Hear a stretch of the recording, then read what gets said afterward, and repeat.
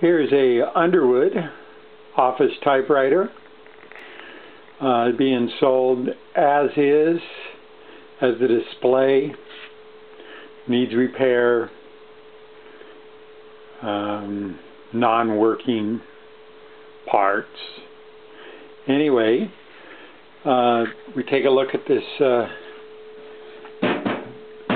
the metal cover. You know, a little dinged up, of course, but hey, it's still cool. And then over here we have the typewriter, and it's sitting on a wooden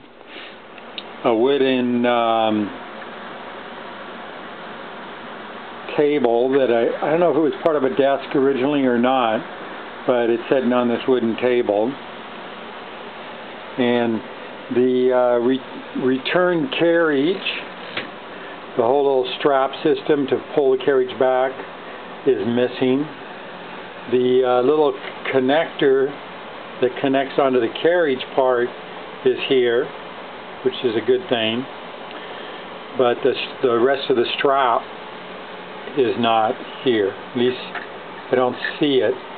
Maybe it's inside this wheel here, I don't know, but so that's pretty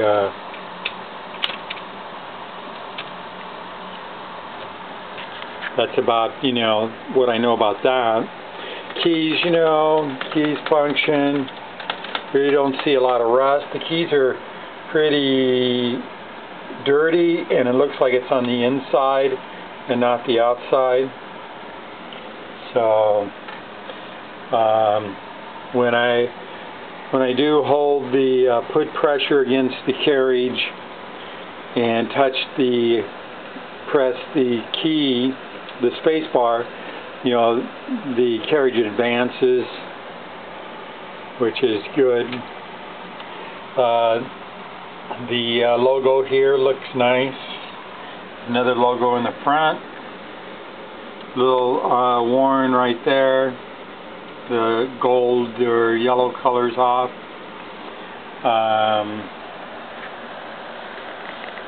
So let's see what else. I'm going to see if I can turn this around a little bit. Yeah, on the side there is the bell, all open on the side. A little decoration there.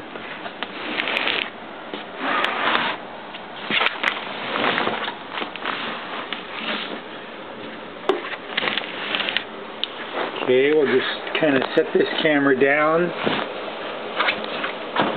This weighs, you know, I'm not sure how much it weighs, but I haven't weighed it yet, but it does weigh a lot. And a lot of patents underneath here, you know, from from 1890 to 1903. Not sure what year this was made. But there's all the patents down there. So let's set this down a little bit, and I'll spin it around a little bit more. And on this side here, there's a little crank wheel for the ribbon. Yeah, and so that's